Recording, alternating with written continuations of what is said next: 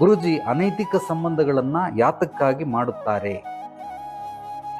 ಇದನ್ನ ನಿಲ್ಲಿಸುವುದು ಹೇಗೆ? ಇದಕ್ಕೆ ಪರಿಹಾರವನ್ನು ತಿಳಿಸಿ. ಹೆಸರು ಊರು ಬೇಡ. ಸ್ನೇಹಿತರೆ, ಇವ್ರು ಕೇಳಿರುವಂತಹ ಪ್ರಶ್ನೆಗೆ ಉತ್ತರ ಕೊಡ್ತೀನಿ. ಅನೈತಿಕ ಸಂಬಂಧಗಳು ಯಾಕೆ ಮಾಡ್ತಾರೆ, ಇದಕ್ಕೆ ಪರಿಹಾರ ಏನು ಅಂತ. ಈ ಪ್ರಶ್ನೆಗೆ ಉತ್ತರ ಕೊಡೋದಕ್ಕಿಂತ ಮುಂಚೆ ಒಂದು ಎಕ್ಸಾಂಪಲ್, ಉದಾಹರಣೆಯನ್ನು ಕೊಟ್ಟು ನಿಮಗೆ ಆ ನಂತರ ನಾನು ಈ ಪ್ರಶ್ನೆಗೆ ಉತ್ತರ ಕೊಡ್ತೀನಿ. ಏನದು ಅಂದರೆ, ನಾನೊಂದು ಹೆಲ್ಮೆಟ್ ತಗೊಂಡು 1 ತಿಂಗಳಾಗಿತ್ತು. ಹೊಸದೊಂದು ಗಾಡಿ ಪರ್ಚೇಸ್ ಮಾಡಿದೆ. ಆ ಗಾಡಿ ಪರ್ಚೇಸ್ ಮಾಡಬೇಕಾದ್ರೆ ಹೆಲ್ಮೆಟ್ಟು ಮತ್ತು ಗಾಡಿಗೆ ಒಂದು ಕವರ್ ಕೂಡ ಫ್ರೀಯಾಗಿ ಕೊಟ್ಟರು. ಹೊಸ ಹೆಲ್ಮೆಟ್ಟು ತುಂಬ ಚೆನ್ನಾಗಿದೆ. ಅದನ್ನು ನಾನು ಮನೇಲಿಟ್ಟಿದ್ದೆ. ಈ ಹಳೆ ಹೆಲ್ಮೆಟ್ಟನ್ನು ಚೆನ್ನಾಗಿ ಹಾಕಿ ಉಜ್ಜಾಡ್ ಮಾಡಿ ಅದೇನಾದರೂ ಕೆಟ್ಟೋದ್ರೆ ಅದನ್ನು ತೆಗೆದು ಬಿಸಾಕ್ಬಿಟ್ಟು ಆಮೇಲೆ ಹೊಸದನ್ನು ಯೂಸ್ ಮಾಡೋಣ ಅಂತ ಇಟ್ಕೊಂಡಿದ್ದೆ. ಸುಮಾರು ಒಂದು ವರ್ಷ ಬಂತು ಹಳೆ ಹೆಲ್ಮೆಟ್.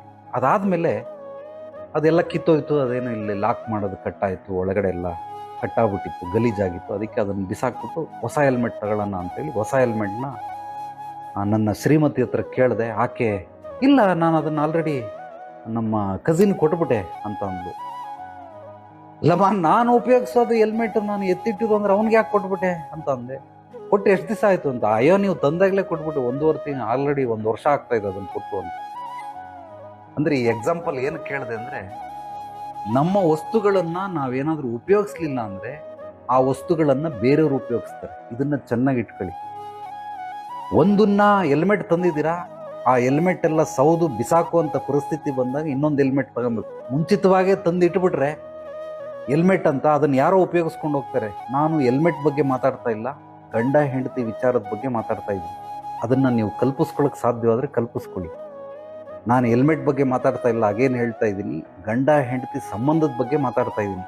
ಅನೈತಿಕ ಸಂಬಂಧ ಯಾಕೆ ಮಾಡ್ತಾರೆ ಅಂದರೆ, ನಾವು ನಮ್ಮ ಹೆಂಡತಿಯನ್ನು ಉಪಯೋಗಿಸ್ಲಿಲ್ಲ ಅಂದರೆ ಇನ್ನೊಬ್ಬ ಬಂದು ಉಪಯೋಗಿಸ್ತಾನೆ. Very simple. ಇನ್ನೊಬ್ಬ ಉಪಯೋಗಿಸ್ತಾನೆ. ಯಾಕೆ ಉಪಯೋಗಿಸ್ತಾನೆ?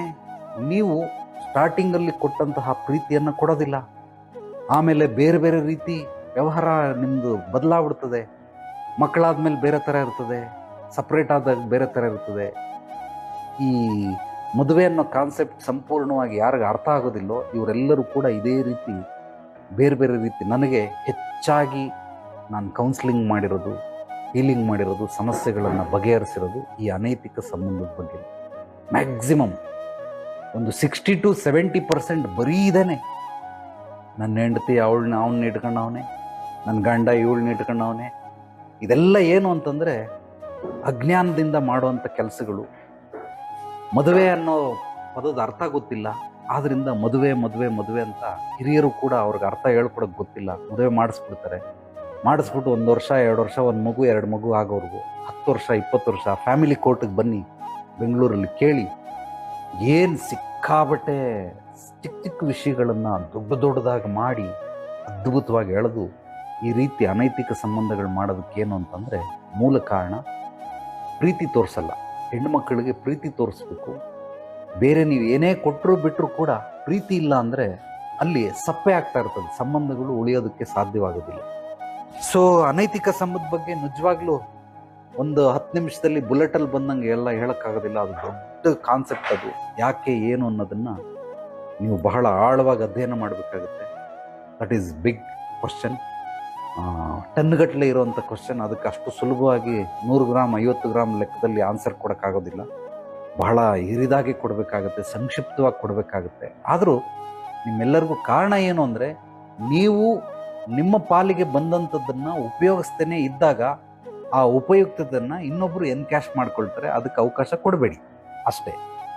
ನಿಮ್ಮ ಪಾಲಿಗೆ ಬಂದದನ್ನು ಪ್ರೀತಿಸೋದು ಕಲ್ತ್ಕೊಳ್ಳಿ, ಆರೈಕೆ ಮಾಡಿ, ಕಾಳಜಿ ಮಾಡಿ, ಸ್ವತಂತ್ರ ನೀಡಿ, ಹೆಚ್ಚಾಗಿ ಅದ್ರ ಬಗ್ಗೆ ಗಮನ ಕೊಡಿ. ಖಂಡಿತವಾಗ್ಲೂ ಈ ರೀತಿ ಅನೈತಿಕ ಸಂಬಂಧಗಳು ಆಗೋದಕ್ಕೆ ಸಾಧ್ಯವಿಲ್ಲ. ಅಕಸ್ಮಾತ್ ನಿಮ್ಮ ಕೈಲಿ ಆಗ್ತಾ ಇಲ್ಲ ಅಂದರೆ ನೇರವಾಗಿ ಬಂದು ಭೇಟಿ ಮಾಡಿ. ಡೆಫಿನೆಟ್ಲಿ ನಿಮ್ಮ ಸಮಸ್ಯೆಗೆ ಪರಿಹಾರಗಳನ್ನು ಕೊಡ್ತೀನಿ.